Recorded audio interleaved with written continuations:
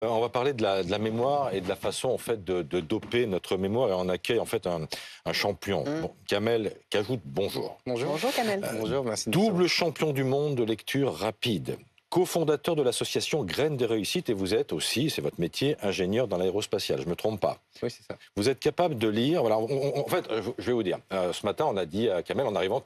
Tiens, il y a un nouveau livre qui va sortir de Bernard Minier, qui Les s'appelle, Effacés. montrez-le à la caméra, montrez-le vous-même, qui s'appelle Les Effacés. Alors, il n'a pas pu le lire avant, hein, puisque est le pas livre sorti sort encore. au début du mois d'avril. Alors, on ne vous avait pas préparé à ça. Pas du Donc, tout. il faut vraiment une petite préparation mentale. En 12 minutes, vous avez lu combien de pages? Environ 90 pages. Environ 90 pages. Mais Voilà. vous lisez une ligne sur deux. Non, je lis tout. Alors, on va en parler dans quelques instants. Je l'ai vu faire. Il fait comme ça. Voilà. Avec son doigt, ligne par ligne. Vous en pensez quoi, Kamel, vous, des applications pour muscler son cerveau, pour doper sa mémoire? Vous en utilisez vous-même? Oui, au quotidien. Ah bon? Aujourd'hui, en fait, on a un cerveau qui est juste fascinant et on a laissé, on va dire, on a délégué toutes ces capacités cérébrales en fait à des outils numériques. Et alors qu'à l'inverse, on doit justement mettre à bord. Il y a différentes façons justement de s'entraîner régulièrement, de maintenir justement une bonne Comment? condition. Alors, aidez-nous. Alors déjà, ça commence par une bonne hygiène alimentaire et surtout bien s'hydrater. Ensuite, ça passe par différentes activités, comme lire. Lire vraiment permet de développer ses compétences cognitives. Aussi, réaliser des cartes mentales. Donc, ce sont des outils qui permettent de représentation, qui permettent de développer des capacités de synthèse et de clarifier justement et de développer toutes ces formes d'intelligence. Et aussi plusieurs exercices de mémoire, comme le sudoku, comme jouer aux échecs. Toutes ces compétences qui permettent vraiment de renforcer ses capacités cérébrales. Marie, il y avait une question importante tout à l'heure. Oui, c'est-à-dire qu'un livre de 300 pages, vous pouvez le lire en 1 heure au final. Alors, il y a eu des championnats du monde, justement, et j'ai d'ailleurs lu 2 années de suite des livres d'environ 250 pages en 10 minutes. En 10 minutes. 10 minutes, Mais pardon, est-ce que vous appréciez les qualités littéraires en 10 minutes? Évidemment. Ou est-ce que c'est le sens qui compte? Ah non. L'appellation lecture rapide est une appellation que Nadia et moi n'apprécions pas beaucoup. On préfère plutôt parler de lecture efficiente. Ah, on vous a filmé, regardez tout à l'heure. On vous a filmé en train de dire. Lecture efficiente. C'est ce qu'on appelle une lecture photographique.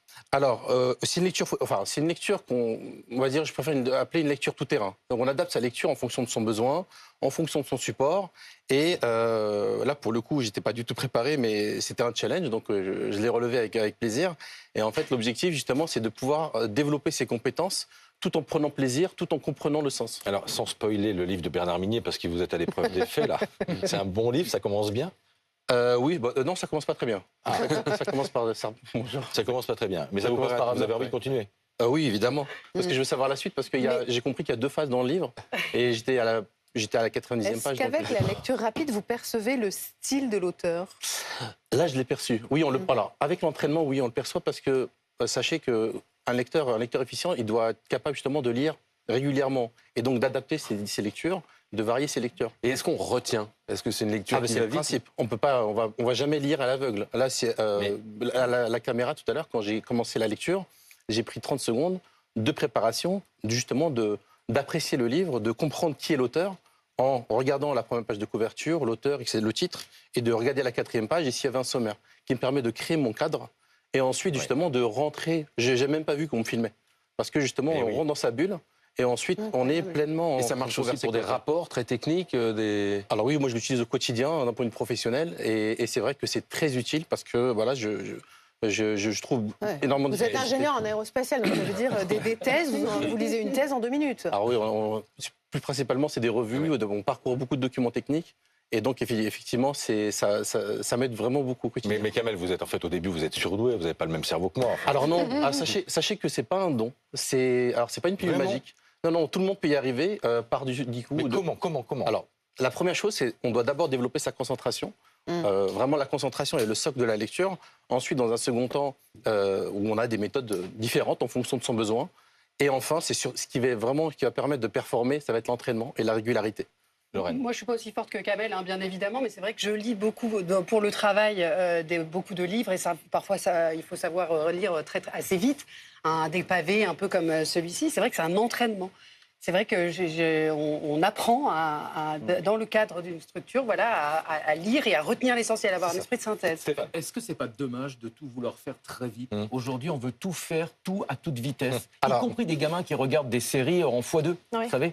Alors, je ne parlais pas trop de la vidéo, mais je parlais plutôt de la lecture. Aujourd'hui, on a perdu le goût à la lecture. Pourquoi? Parce qu'aujourd'hui, on a beaucoup d'outils numériques, on délègue beaucoup. Et revenir au savoir, je pense que c'est l'élément le plus important à notre cerveau. Et c'est l'élément, ce qu'on doit donner. Alors, si moi, on me dit de lire un livre tous les jours, c'est quelque chose de négatif, je dis, écoutez, chacun son problème. En tout cas, pour moi, ça m'apporte énormément de bienfaits. Donc on peut muscler sa mémoire. Juste une dernière chose, vous avez participé à un championnat de France où il fallait mémoriser des prénoms. Vous en avez mémorisé combien? Alors, c'était la première fois. Donc, j'étais parti pour me challenger. Il y a environ 500 prénoms, donc j'ai une centaine de prénoms. Une centaine de prénoms. Ouais. Vous connaissez nos prénoms autour de la table? Alors, je vous ai pas entendu. Et vous connaissez les chiffres derrière Pi 314? Alors, je les ai pas mémorisés parce que j'avais pas d'utilité, mais c'est très facile à retenir. On a des outils qui sont... Il y a beaucoup de stratégies de mémorisation pour le faire. Et votre temps d'écran quotidien, c'est combien? Parce que c'est peut-être un indice sur la concentration, la discipline. Non, alors mon temps d'écran, il varie parce que du coup, je lis beaucoup en numérique. Je travaille beaucoup avec l'ordinateur. Mais si je devais juste uniquement lire pour moi, je pense que je lirais au moins une à 2 heures. C'est fascinant. De QI?